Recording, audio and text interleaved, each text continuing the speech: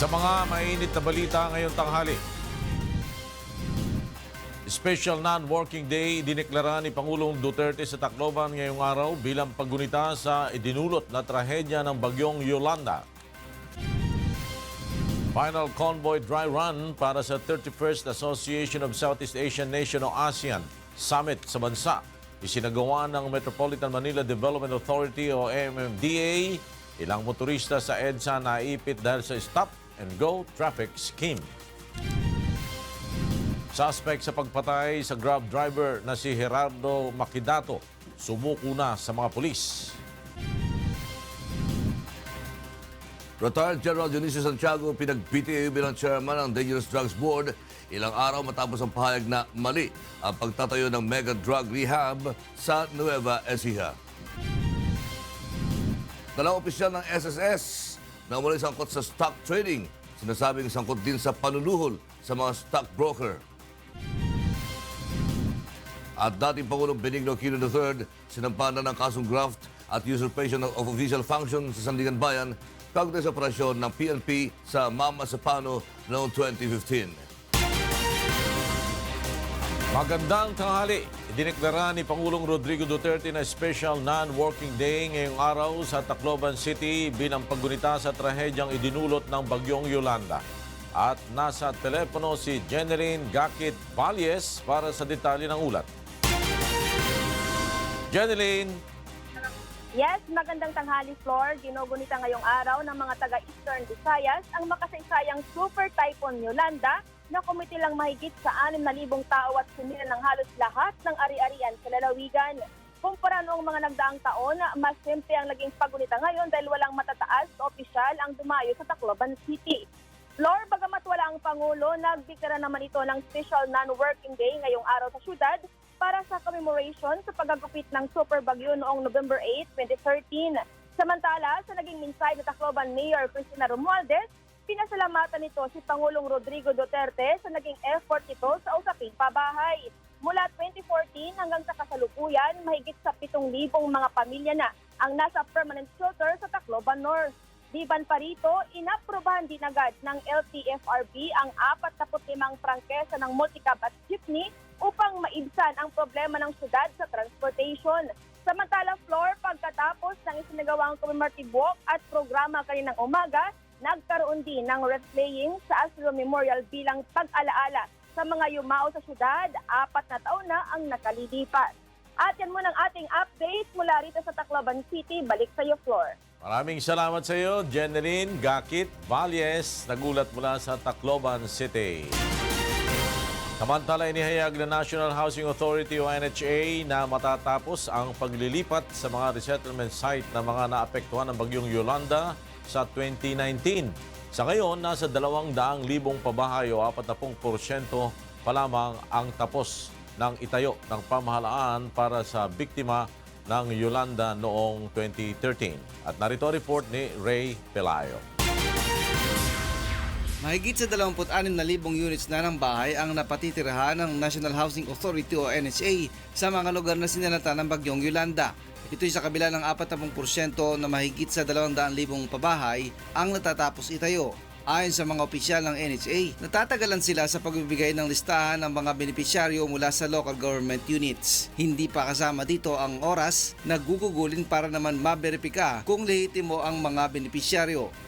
Minsan, medyo mabagal din yung pagbigay nila ng mga list. And then, after giving us the list, we have to validate on ground kung talagang nandun pa sila. Ngayong araw ang ika-4 na taon mula nang manalasa ang bagyong Yolanda sa bansa noong taong 2013. Sa tala ng National Disaster Risk Reduction and Management Council, mahigit sa 1,000,000 bahay ang nasira habang mahigit sa kalahati nito ay tuluyan ng nawasak at nangangailangan ng reconstruction. Taong 2014 nang mag-umpisang magpatayo ng mga pabahay ang National Housing Authority, subalit nagkakaroon nila ng problema na nagpapabagal sa proseso. Tumatagal din nila sa bidding process dahil kakaunti o minsan ay walang sumasali. During the Yolanda, most of the titles, especially in Tacloban, nawala yung honors duplicate copy.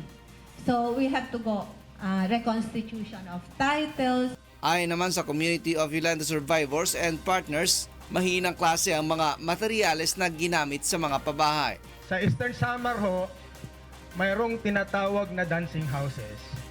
Kasi kahit walang tugtog, sumasayaw ang bahay sa ihip lang ng hangin at saka konting tulak.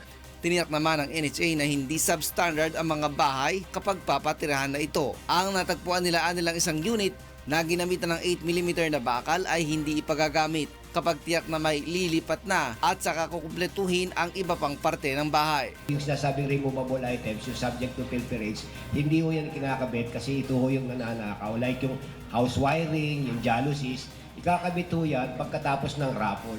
Ayon sa NHA, kung hindi na magkakaroon ng mga aberya sa mga susunod na buwan, ay posibleng bago matapos ang 2019 ay malipatan ng lahat ng mga units. Tiniyak naman ng Malacañang na tinututukan ng Pangulo ang pabibigay ng pabahay sa mga nasalantang residente na matagal nang hinihintay. We join the victims of Yolanda in decrying the very slow rebuilding of Yolanda. And to address this, the President has asked General Del Rosario and Wendell Avisado to act as point persons in the rebuilding of the Yolanda ravaged communities. Ray Pilayo, UNTV, News and Rescue, Quezon City. Nagsagawa ng clearing operation ang Metropolitan Manila Development Authority o MMDA sa Malacañang Complex kaninang umaga. Makakausap natin sa telepono si Radiel Adora, kaugnay ng balitang yan. Radiel. Yes, Flor, inalis ng mga tauhan ng Metropolitan Development Authority o MMDA ang ilang mga nakaharang na illegal vendors, illegal parking at mga obstruction sa Barangay 641 Zone 66 Manila City.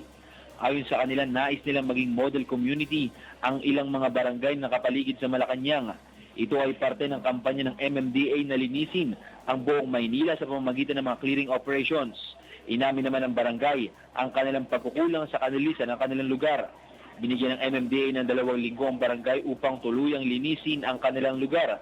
Ayon sa MMDA, kung sakaling hindi sumunod ang barangay sa kanilang kasunduan, ay dediretso nilang reklamo sa Department of Interior and Local Government upang mabigyan ng karampatang parusa. Mula sa Quezon City, balik sa iyo, Flor. Radiel Adora, nagulat mula sa Quezon City.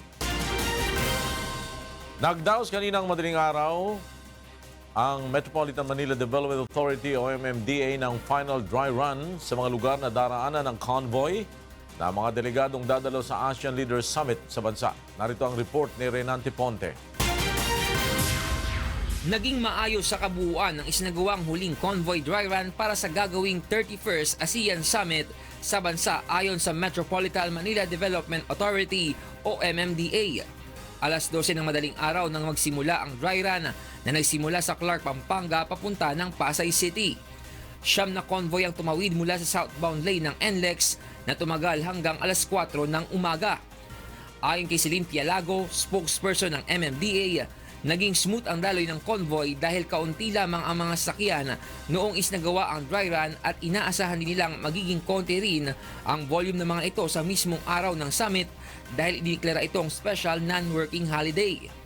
Kaya ho talaga madaling araw, ayaw pa po natin isakripisyo yung bilang ng mas maraming sasakyan kapag daytime para ho sa dry run. Kasi magiging gano'n naman ho yun. Ang atin ho, kailangan ho nating mapulido yung mga lapses ho nung nakaraan.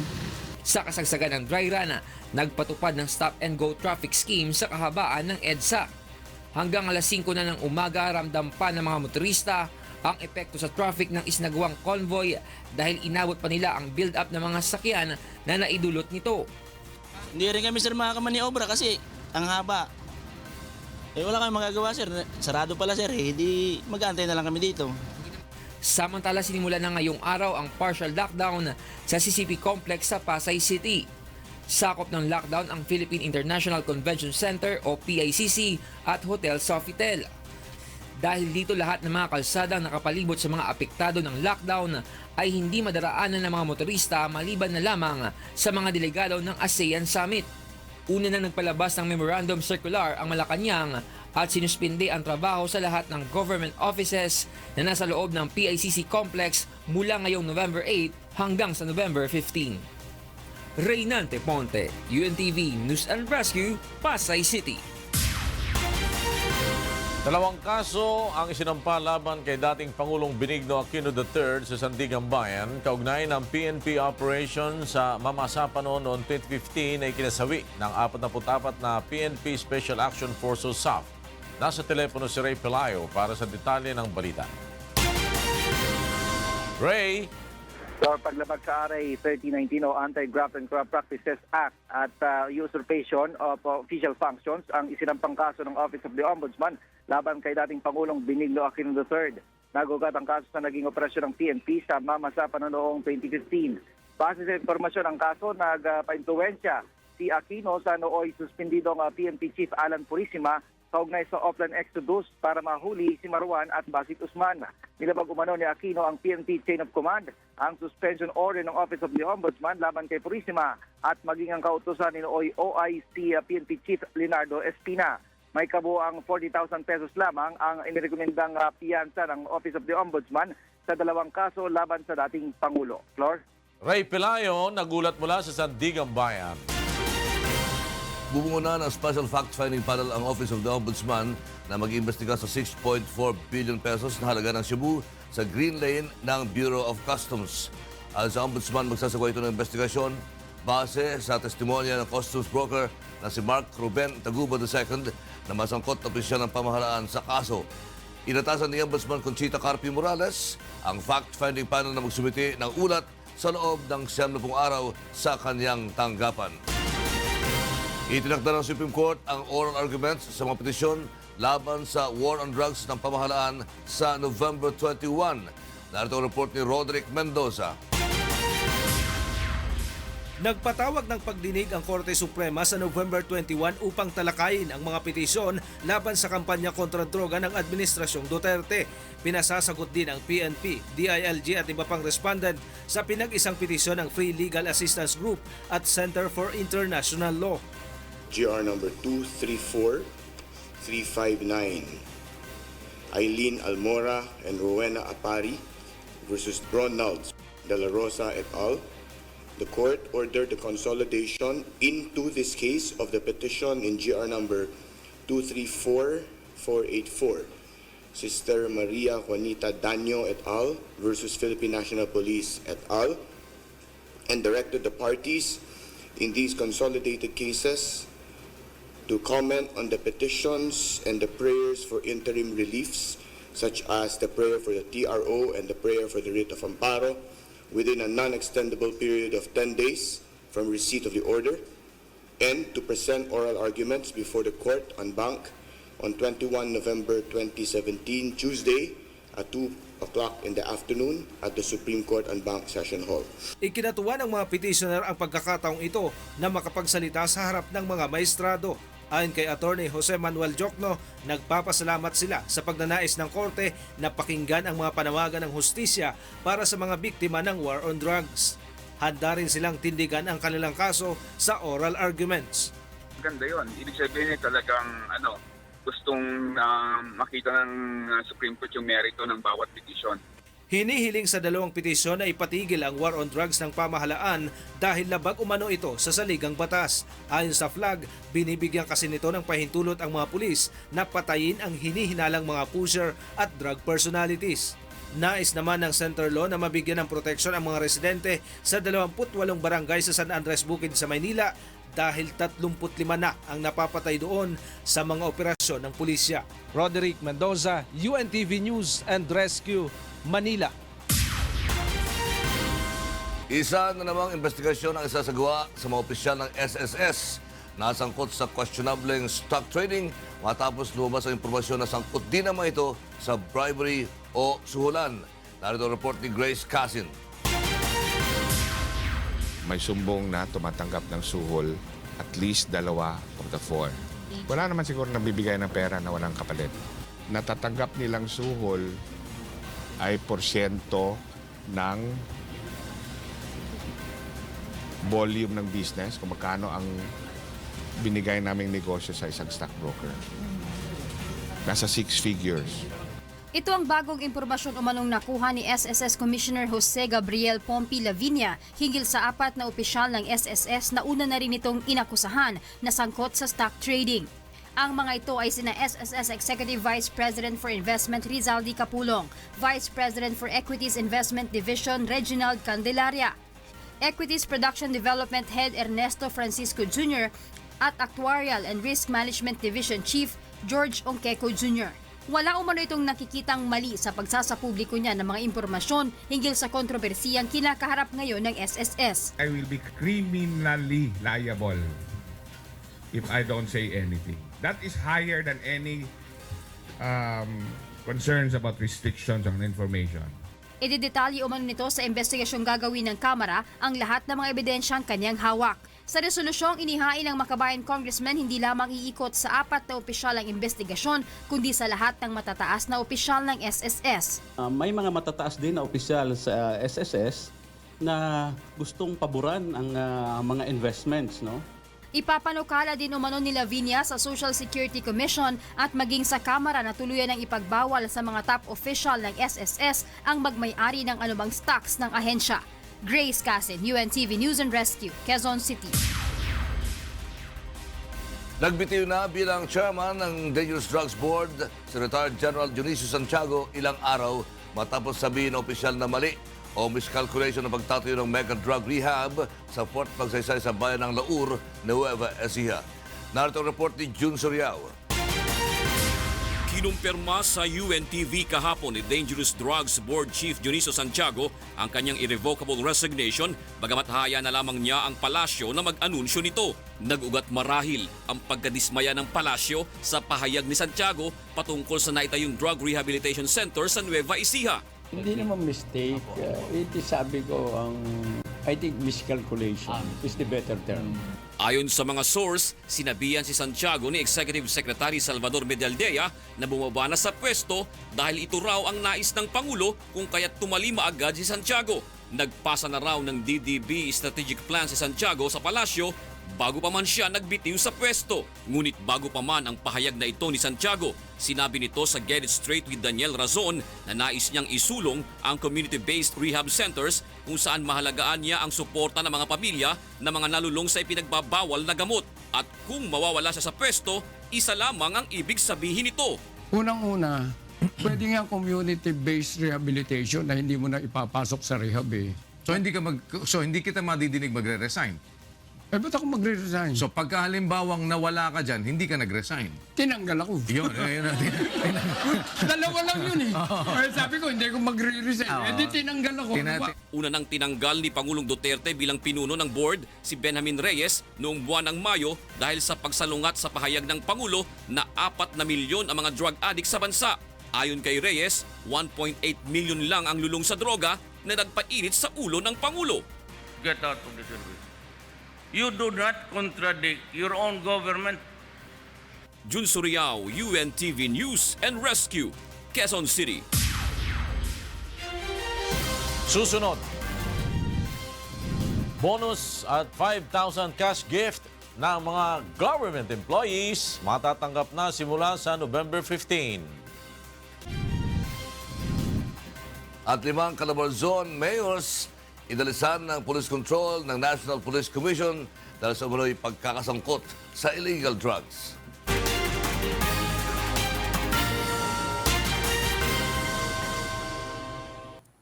Uhoy, magandang balita. Maagang matatanggap ng mga government employees ang kanilang 5,000 cash gift at bonus sa November 15. Samantala, inihayag ng DBM na sa Enero ng susunod na taon ay patutupad na ang dobleng sahod ng mga uniform personnel na kinabibilangan ng PNP at AFP. Nasa telepono si Nel Maribok para sa detalye ng balita. Nel! Floor, inanunsyo ngayong umaga ni Department of Budget and Management Secretary Benjamin Diokno na maagang matatanggap ng empleyado ng pamahalaan ang kanilang year-end bonus. Starting November 15, all qualified government employees will receive their year-end bonus tax-free. That is equivalent to 1 month basic salary and a cash gift of 5,000. Ang pagpapatupad nito ay babatay sa DBM Budget Circular 2016-4. Iniulat rin ng kalihim na sa kasalukuyan ay nakahanap na sila na pwedeng ipantusto sa dobleng sahod ng mga uniform personnel. aabot sa 64 billion pesos ang kinakailangang pondo upang maging posible ang nais na ito ni Pangulong Rodrigo Duterte na doblihin ang sahod ng hanay ng PNP at AFP. May nakita na anya sila kung saan kukuhanin ang natitirang 20 billion pesos na kulang na pondo para sa pagpapatupad ng programang ito. Hindi pa anya nila ito pwedeng ihayag dahil sa kasalukuyan ay tinatalakay pa ito ng mga mambabatas. Flor? Nel Maribuhok nagulat mula sa Malacañang. Magbibigay ng keynote address si Pangulong Rodrigo Duterte bukas sa Asia-Pacific Economic Cooperation APEC Summit. Makakausap natin sa telepono si Rosalie Cos para sa balitang yan. Rosalie. Yes, magandang tanghali, Flor. Isang mensahe ang nakatakdang ibigay ni Pangulong Rodrigo Duterte bukas sa Asia-Pacific Economic Cooperation CEO Summit dito sa Danang, Vietnam. Mamayang alas 6 ng gabi, inaasahang darating dito sa Vietnam ang delegasyon ni Pangulong Duterte para sa 3 araw ng working visit. At bilang chairman ng ASEAN ngayong taon, tutuon sa Regional Economic Integration ang speech ng punong ehekutibo sa APEC CEO Summit bukas. Isa sa advokasya ng Administrasyong Duterte ang pagsusulong ng economic cooperation sa aspeto ng teknolohiya, digital at micro-small-medium enterprises, human resource development at iba pa. 21 economic leaders ang inaasahang dumating dito sa Vietnam simula ngayong araw, kabilang na sina US President Donald Trump, Russian President Vladimir Putin at Chinese President Xi Jinping. Ngayong araw din may isa sa pinalang schedule ng mga makakausap ni Pangulong Duterte sa sidelines ng 15th APEC Summit kung saan malaking posibilidad na makausap ni Pangulong Duterte ang mga leader na di pupunta sa ASEAN Summit sa Pilipinas tulad din na President Putin at President Xi. Samantala, kinumpirma naman ni Trade Diplomat Manuel Tehanqui at Philippine Ambassador to Vietnam Noel Servigon na magkakaroon ng bilateral meeting sina Pangulong Duterte at Vietnam President Tran Dai Quang sa araw ng Biyernes. Inaasahan dito mapapalawi ang ugnayan ng dalawang bansa, partikular na sa economic relations. Bukod dito, nakalinya rin sa schedule ng punong ekotibo ang pakikipag-usap economic leader ng Papua New Guinea. Ang Papua New Guinea ang susunod na bansa na host ng APEC Summit sa susunod na taon. Balik sa iyo, Flor. Rosalie Cos, nagulat mula sa Danang, Vietnam. Ipinagkibit balikat lamang ng Malacañang ang ulat na maaaring magsagawa ng reclamation ng China sa West Philippine Sea. Bunsod dito ng paglulunsad ng China ng cutter suction dredger. Sinabi ni Presidential Spokesman Harry Roque na tiwala si Pangulong Rodrigo Duterte sa tinatawag na international relations at naniniwala ito na hindi gagawa ng reclamation activity ang China sa Scarborough. Well, the President recognizes the principle of good faith in international relations. China has told the President they do not intend to reclaim Scarborough, and we leave it at that. Umalis na ng bansa ang contingent ng Philippine Navy upang lumuhok sa kauna-unahang maritime security collaboration sa Thailand. Mula sa Manila, may report si Aiko Miguel live. Yes, Aiko. Yes, Lakay, kaninang pasado alas 9 ng umaga umalis na mula sa Pier 13 South Harbor, Manila papuntang Thailand ang tinatayang 600 Philippine Navy contingents. Binubuo ang Philippine Navy contingents ng civil military operations, medical, legal at special operations components maging ng mga piling estudyante mula sa naval training institutions. Lulan sila ng BRP Tarlac LD-601 at BRP Gregorio del Pilar FF-15 papunta ng Satahip at Patay Bay, Thailand para sa ASEAN Multilateral Naval Exercise o AMNEX. May sakay din ang dalawang barko ng Philippine Navy na naval helicopter. Magsisimula ang AMNEX mula November 13 hanggang November 22. Ang AMNEX ang kauna-unahang maritime security collaboration ng Southeast Asian Region Navies, kung saan ang host country ay ang Royal Thai Navy. Ito rin ay kaalinsabay ng 50th ASEAN Founding Anniversary kasama ang International Fleet Review at ang 11th ASEAN Navy Chiefs Meeting. Makakasama rin ng Philippine Navy ang 10 ASEAN countries at ilang non-ASEAN countries gaya ng Australia, Bangladesh, China, India, Japan, South Korea, Russia, Sri Lanka at United States of America. Ang pakikilahok ng Philippine Navy sa ganitong maritime exercise ay upang malinang pa ang kanilang maritime operational capability at maging ito ay multilateral level sa pamamagitan ng maritime training exercises exchange sa mga iba't ibang international naval fleet. Lakay, inaasahang Makakarating o dadaong ang Philippine Navy contingents, ang barko ng Philippine Navy contingents sa Thailand sa November 13 at makakabalik naman sila mula sa AMNEX sa Thailand dito sa Pilipinas sa November 28. Yan muna ang latest live. Balik sa iyo, Lakay. Maraming salamat, Aiko Miguel, nag-uulat mula sa Manila. Tiniyak na katatalagang Presidential Spokesperson Attorney Harry Roque na itataguyod niya ang press freedom sa kabila ng mga batikusan niya ng ilang Duterte supporter sa social media. Narito ang ulat ni Nel Maribuhok. Hindi pa man nagiinit sa pwesto si Presidential Spokesman Harry Roque ay nakatatanggap na ito ng batikos mula sa ilang vlogger na kilalang supporter ni Pangulong Rodrigo Duterte. Ito'y bunsod ng pagtatanggol ni Secretary Roque sa mainstream media sa pambabatikos ng ilang taga-suporta ng Pangulo. Ngunit ayon sa kalihim, si Pangulong Duterte na ang bahala kung ano ang magiging hakbang sa panawagan ng mga ito. What I will do is I will facilitate receipt of this information by the President. I will tell the President that Mr. Nieto has said that I should be removed. I will relay that to the President. Sa kabila ng mga batikos, tiniyak naman ni Secretary Roque na patuloy siyang maninindigan sa kanyang paniniwala at mandato na ibinigay sa kanya ng Pangulo. Pangunay na rito ang respeto sa karapatan ng mga lehitimong mamamahayag maging ng mga nasa social media platform. I have long been an advocate of freedom of expression. I leave it at that. That's the nature of this freedom. I do not deprive the social bloggers of their freedoms as well, and I take all the criticisms as valid inputs in the free marketplace of ideas. Noong Lunes ay formal nang nanumpa bilang bagong presidential spokesman ang dating party list representative na si Secretary Roque. Nel Maribuhok, UNTV News and Rescue, Malacañang. 5 alkalde sa Calabarzon Region ang inalista ng NAPOLCOM ng Operational Supervision at Control sa mga pulis dahil sa umano'y pagkakasangkot sa illegal drugs. Narito ang ulat ni Vincent Octavio. Tinanggalan ng National Police Commission ng Operational Supervision and Control sa mga pulis ang ilang alkalde sa Calabarzon. Sa Resolution 2017-570, sinabi ng NAPOLCOM na ito'y matapos isangkot sa iligal na droga ni Pangulong Rodrigo Duterte ang mga naturang alkalde. Kabilang sa mga mayor na saklaw ng utos sina Eulalio Alilio ng Lemery, Batangas, Raul Palino ng Teresa Rizal, Antonio Halili ng Tanawan, Batangas, Celilio Hernandez ng Rodriguez Rizal at Loreto Amante ng San Pablo. Inilabas ng NAPOLCOM ang Resolusyon 2017-570 alinsunod sa atas ni Duterte sa Command Conference ng Malacañang nitong Agosto 7. Ang resolusyon ay effective immediately na may lagda ni Catalino Uy, Officer in charge of Department of Interior and Local Government.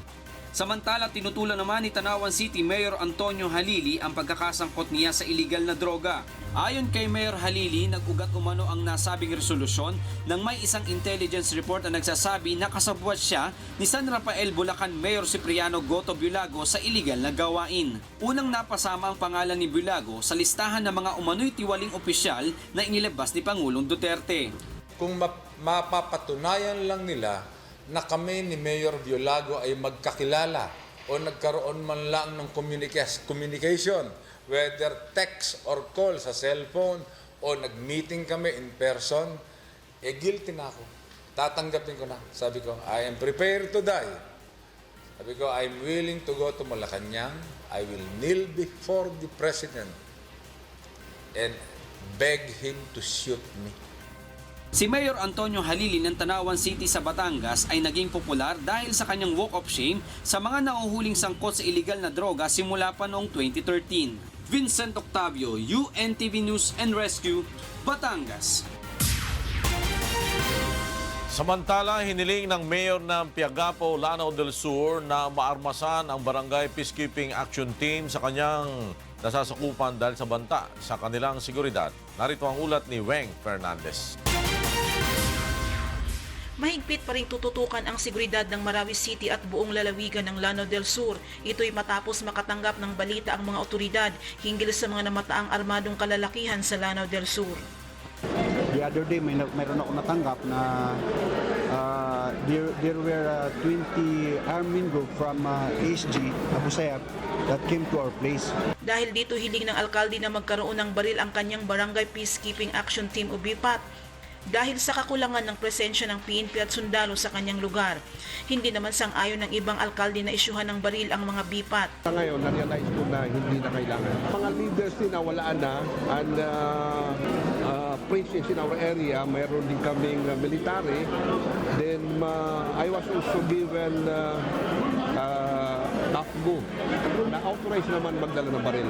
Ayon naman kay EFP 1st Infantry Division Commander Brigadier General Roselier Morillo, kinakailangan mag-undergo ng training ng Citizen Armed Force Geographical Unit o CAFGO ang mga bipat bago isyuhan ng baril.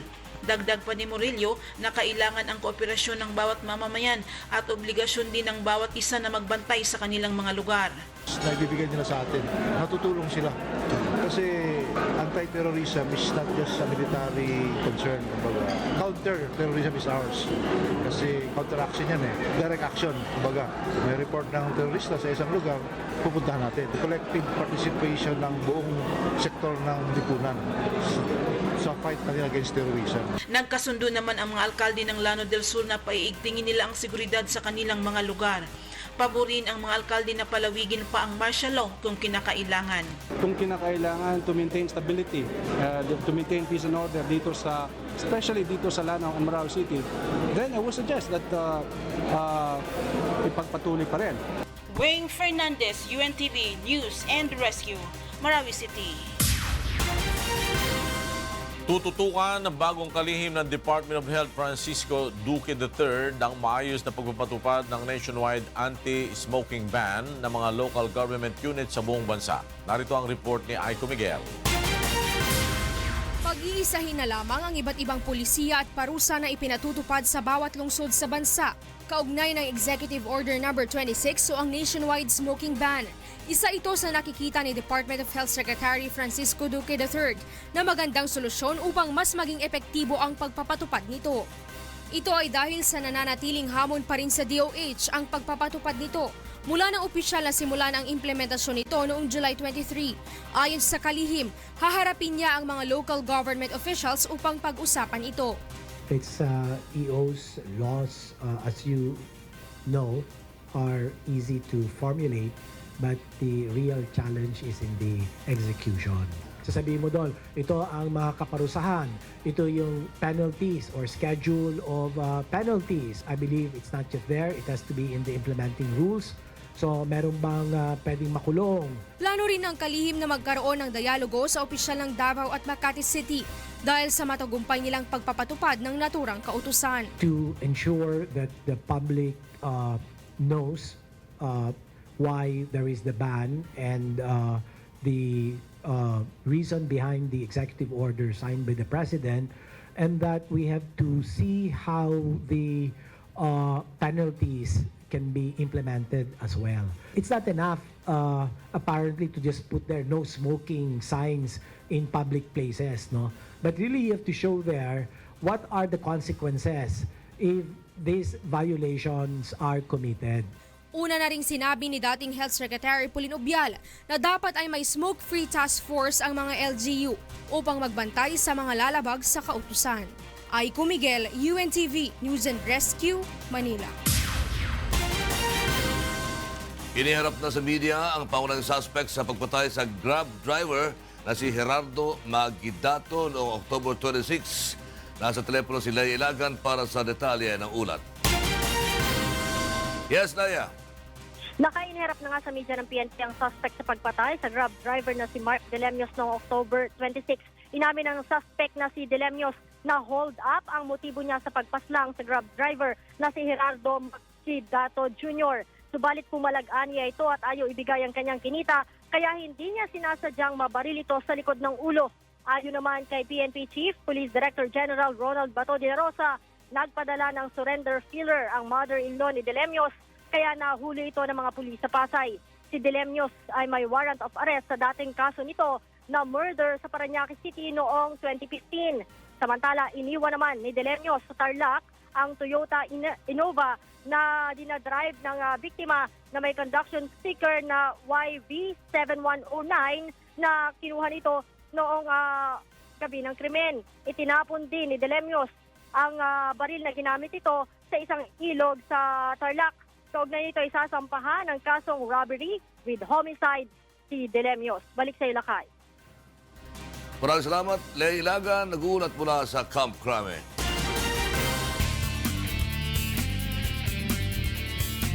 Patay ang isang may-ari ng talyer matapos na pagbabarilin sa barangay Bahay Toro, Quezon City kagabi. Narito ang ulat ni Maki Libradilla. Pinagbabaril ng dalawang lalaki sa harap mismo ng kanyang pamilya ang isang negosyanteng may-ari ng talyer sa North Horn Street, Barangay Bahay Toro, pasado alas 6 kagabi. Ayon sa isa sa mga kaanak ng biktima, naghahanda ng hapunan ng kanyang ama nang biglang pumasok sa kanilang bahay ang latero ng kanyang ama na kinilalang si alias Paking at isa pang lalaki at pinagbabaril ang kanyang ama. Pero ang sabi ng daddy ko bago pumanok yung baril, pare-pare, wala tayong dapat pag-awayan. Tapos nung pag niya, nung sinawi niya na yung kamay na may hawak na baril, pumutok yung baril. Sunod-sunod na yan. Nagsiyukuan na po kami doon sa sala. Hindi alam ng asawa ng biktima ang motibo ni Paking dahil kinupkup nila at pinatira ito ng libre sa loob ng 3 taon. Subalit maaari anyang naalarma si Paking nang sitahin ng kanyang asawa matapos malamang nagdodroga pala si Paking sa kanilang bakuran. Iba't ibang tao din umano ang pumupunta sa pinatutuluyang bahay ng sospek kaya nagdesisyon ng kanyang asawa na paalisin na si Paking at kinakasama nito sa libreng tirahan. Nalaman din namin na addict din sila. Nagda-drugs doon, sila nagsesession. So sinabi ko sa asawa ko, paalisin na doon. Kasi hindi maganda na meron nakatirang addict dyan. Hustisya ang nais ng mga kaanak sa kalunos-lunos na sinapit ng biktima. Kasi daddy ko naman po, mabait naman po siya. Tapos, mapagbigay. Ito ng mga maraming putok. Pag angat ko po, nakita ko po yung daddy ko nandun na sa baba ng CR namin. Sa pintuan, nakahandusay na, may dugo. Tapos, madaming tama sa likod. Wala kang utang na loob. Pinatira ka ng asawa ko, libre. Binibili ka ng pagkain, pinag-grocery ka, binibigyan ka ng pera. Kahit pagkain namin na amin na binibigay pa sa iyo. Anong ginawa mo sa asawa ko? Walang hiya ka, wala kang utang na loob. Nakuha ng mga otoridad sa tinutuluyan ni Paking ang ilang drug paraphernalia. Sa ngayon ay nagpapatuloy ang pagtugis ng mga pulis sa mga sospek sa pamamaril. Maki Libradilla, UNTV News and Rescue, Quezon City.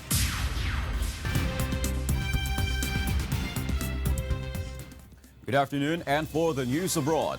At least 5 people were killed and 21 others injured in a terrorist attack against a local TV station in Kabul on Tuesday. The killed include a security guard, a female worker of the TV station, and 2 attackers. The attackers, who were disguised in police uniforms, took refuge in a building inside the facility and exchanged fire with Crisis Response Unit Forces Special Operation. It took 3 hours of gunfighting to rescue scores of journalists and media workers, with the 2 attackers being shot dead. Afghan President Ashraf Ghani and Afghan Journalists Safety Committee and Independent Media Safety Group have strongly condemned the incident. Long queues of cars formed at petrol station in Yemen's capital Sana'a on Tuesday as the price of fuel jumped overnight. The price rise follows Saudi Arabia's announcement on Monday that it would close all air, land, and seaports to Yemen to stem the flow of arms to the Houthis from Iran. The United Nations called on the Saudi-led coalition to reopen an aid lifeline into Yemen, saying food and medicine imports were vital for 7 million people facing famine. A UN human rights spokesman said the office would study whether the blockade amounted to collective punishment unlawful under international law. Delegates from almost 200 countries met in Bonn on Tuesday for the second day of the United Nations climate talks to find ways to strengthen the 2015 Paris Climate Agreement. During the 2-week conference, delegates will work on a detailed rulebook for the Paris Climate Agreement and try to step up action before 2020. Activists from Friends of the Earth, who staged a protest at the venue, did not think there was enough being done and called on developed countries to drastically reduce their emissions as quickly as possible. The conference will end next Friday. And those are the stories from around the globe. Good afternoon. Susunod, 6 na lumang rubber gates sa Bustos Dam, pinalitan na ng National Irrigation Administration. At mabuting mensahe ng pelikulang Isang Araw, Ikatlong Yugto, tumatak sa kaisipan ng mga nanonood na Ilocano sa La Union.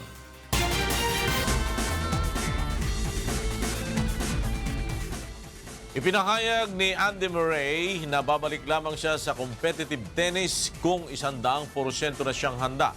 Inihayag ito ng 30-year-old na Scot bago ang laban niya kay Roger Federer kaugnay ng Andy Murray Live Charity sa Glasgow.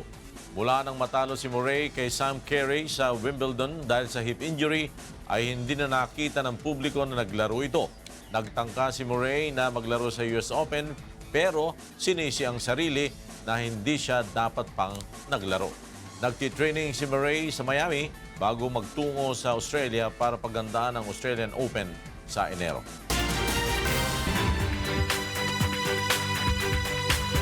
Maya Paugto, narito ang mga balita na ating tinututukan sa iba't ibang panig ng bansa. 6 na lumang rubber gate sa Bustos Dam ang pinalitan ng National Irrigation Administration o NIA upang maiwasan ang panganib na pagputok ng mga ito na maaaring magdulot ng pagbaha sa Bulacan. Nasa telepono si Nestor Torres para sa detalye ng ulat. Magandang tanghali, Nestor. Yes, Prima, magandang tanghali. Nawala ng pangamba ng mga Bulakenyo na magkaroon pa ng dam break sa Bustos Dam matapos mapalitan ng 6 na rubber gate ito. Ayon kay Bustos Mayor Arnel Mendoza, 3 sa 6 na rubber gate ng dam ang nasira at kinailangang palitan dahil sa kalumaan mula nang maitayo pa ito noong 1967. Samantala, bukod sa pagpapalit sa rubber gate, tuloy-tuloy rin ang rehabilitation project sa Bustos Dam, partikular ang pagpapalawak dito upang mapataas ang holding capacity at maiwasan ang flash flood. Ang mga bagong rubber gate ay equipped ng sprinklers upang matiyak na hindi ito magiging marupok pagsapit ng tag-init. Oras na matapos ang rehabilitasyon ay inaasang makatutulong ito sa irrigation ng mga palayan sa lalawigan at ilang bahagi ng Pampanga. Target din na gawing ecotourism park ang isang bahagi ng lugar. Nagtatayo na rin ang baywalk sa lugar na magsisilbing viewing area para sa mga dadayong lokal at foreign tourists at foreign tourists. Target itong matapos sa Abril ng susunod na taon at pinaglaan na ng 250 million pesos na budget. At yan mo natin latest live mula dito sa Bulacan. Balik dito dyan sa studio. Prima? Maraming salamat, Nestor Torres mula sa Bulacan. Sa iba pang balita, maglulunsad ng Oplan Boga ang Philippine National Police o PNP sa Bacolod City laban sa mga illegal firearms. Upang ibigay sa atin ang detalye, may report sila Lane Moreno live. Maayong ito, Lalaine. Yes, Prima, maayong ugto, mas pabasugon pa sa Bacolod City Police Office ang ila kampanya kontra illegal firearms. Sa gilunsar nga oplan kontra buga o kampanya kontra loose kag illegal firearm, tanan nga mga pusil nga wala sang nagakaigo nga dokumento pagakuhaon sang mga otoridad. Sa madason nga simana, magabalay-balay ang mga tinawos ang PNP agud isa-isahon nila nga pangitaon kung sino ang mga residente nga mayara sang hindi rehistrado nga armas. Nagapangayo naman sang bulig ang PNP sa publiko nga isungka nila ang ilang mga pusil agud hindi sila pagpasakaan sang kaso. Ang nasambit nga kampanya nagsugod sa mga insidente sang pagpangawat kag pagpang-hold up sa mga kriminal sa syudad nga may dala nga mga hindi lisensyado nga pusil. Kagina ang balita, halin diri sa Bacolod City Police Office. Balik sa imo, Prima. Daghang salamat, Lalaine Moreno, nag-uulat ng live mula sa Bacolod City. Sa iba pang balita, nakatanggap ng pagkilala mula sa Bangko Sentral ng Pilipinas Region 9 ang ilang partner stakeholders o institusyon sa rehiyon. Nasa telepono si Dante Amento para sa detalye ng ulat. Buenas tardes, Dante. Buenas tardes, Prima. 5 exceptional institusyon na Zamboanga Peninsula y dale reconocimiento el Bangko Sentral ng Pilipinas o BSP ayer, incluido el Coin Recirculation Information Campaign, Report on Regional Economic Development y otro pa. Meron kaming awards for those who are consistently participating in our surveys. And we would also have awards which we give to institutions who would participate in our advocacy programs such as yung aming currency program, public information campaign. Junto con Magaya recibir reconocimiento el Philippine Statistics Authority y Universidad de Zamboanga. Y arindi gracias el BSP con el continuando soporta at recibir sila para queda mas ancho pa el de la information dissemination. Mientras tanto, ya apela otra vez el BSP con el posible mankalayat el falso sen este holiday season. Hindi kami humihinto na hinahayaan itong mga counterfeiters to simply do their thing. Ya suplicado también el Banco Central que pronto reporta con ellos donde posible estaba falso sen na región. Es el noticia, Bira contigo, Prima. Muchas gracias, Dante Amento, nag-uulat mula sa Zamboanga City. At yan ang ating mga balitang prom-di. Ako si Frima Salonga Gloria. Magandang tanghali. Tumatak sa kaisipan ng mga kapwa ko Ilocano ang mabuting mensahe ng pelikulang Isang Araw, Ikatlong Yugto matapos na ipalabas ito sa La Union. Ito ang balita ni Darlene Basingan. Nasa mahigit 300 kababayan nating Ilocano sa La Union, kabilang na ang nasa mahigit 20 PNP personnel ang nakapanood ng Isang Araw, Ikatlong Yugto noong November 4, 2017. May napaiyak dahil sa mga madamdaming tagpo at may mga hindi napigilang tawa dahil sa mga komedyang eksena ng pelikula. Ayon sa mga nakapanood ng pelikula, malaki ang kaibahan nito sa ibang pelikula dahil siksik ito sa aral na makatutulong sa paghubog ng isang mabuting pamilya. At nakikita natin din dito yung tamang pag-aaruga at pagpapalaki, pagdidisiplina sa ating mga anak. Kaya 100% masasabi ko, napaka-importante ang pelikula nito at masasabi ko na dapat mapanood lahat ng mga tao. Siguro mas magandang maipalabas ito sa mga kampo namin sa kapulisan para at least mas maraming pulis ang makapanood nito at makita nila yung mga moral values na meron dito, na iba talaga siya compared sa mga pelikulang napapanood natin. Ayon pa kay Police Chief Inspector Luis Lipada ng Police Regional Office 1, napakahalaga ng tamang desisyon na magagawa ng nasa hanay ng pulisya sa pagganap ng kanilang tungkulin. Sabi nga sa pelikula, pag nakagawa ka ng mali, mali na rin. Pero kung itutuwid mo at gagawin mo ang tama, marami kang matutulungan at marami kang mahihimok na gagaya na gagawa rin ng mga mabubuti. Dahil sa magandang mensahe at pagkakagawa ng Isang Araw, Ikatlong Yugto, ngayon pa lang ay inaabangan na ng mga kababayan nating Ilocano ang susunod na sequel ng pelikula. Ito po, may mga aral na talagang mapupulot. At hindi lang basta aral, galing pa sa Biblia. Highly recommended po na napakaganda po. Sana meron pang part 4. Darlene Basingan, UNTV News and Rescue, Philippines.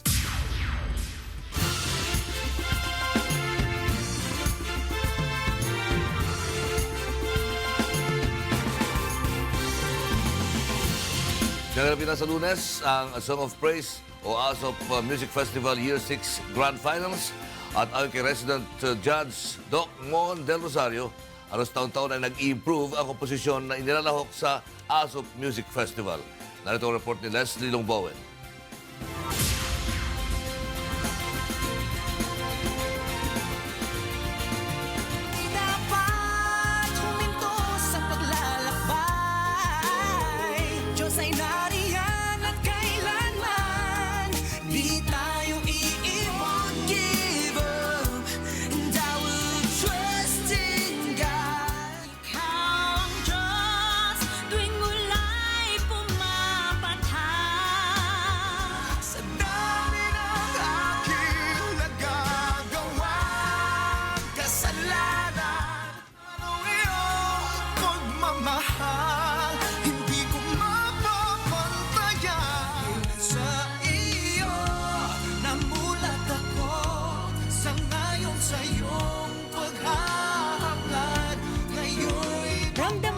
Song of Praise o ASOP Fever.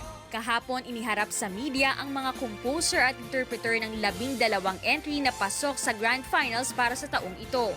Ayon kay ASOP President Judge Doc Mon del Rosario, kaabang-abang ang ASOP Year 6 Grand Finals, lalo pat paganda ng paganda ang entries kada taon. Pag sinabi ng improving in terms ng storytelling, malilinaw yung istorya. Tapos yung in terms ng musicality, magaganda yung struktura. In terms naman ng yung mga rhyming schemes nila, yung pag-explore ng mga iba-ibang genre, nagiging mas aggressive eh. So I can say, nagmamature. Dagdag pa ni Dr. Musico, sa 6 na taon ng ASOP, nakita nito ang naging kontribusyon ng programa sa music industry ng bansa. And having worked with a lot of talented composers and a lot of very talented interpreters, nabubuhayan ako ng loob. In fact, I feel very encouraged. Lumalakas ang loob kong every year. Malaki pag-asa ng music industry. If you think of praise music in the Philippines, imposibleng hindi mo isipin ang ASOP. Yan ang contribution. Samantala, para suportahan ang inyong paboritong kanta, bisitahin ang www.asoptv.com/poll at i-click ang vote. Maaari ring i-view ang music video nito na naka-upload sa ASOP TV YouTube channel.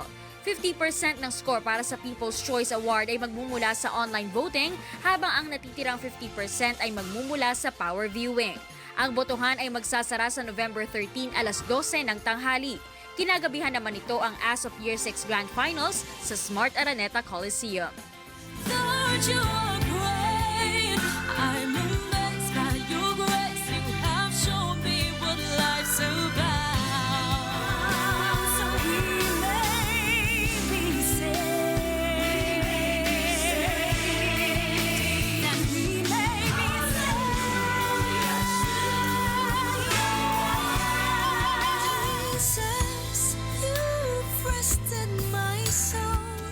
Leslie Longbowen, UNTV, News and Rescue, Philippines.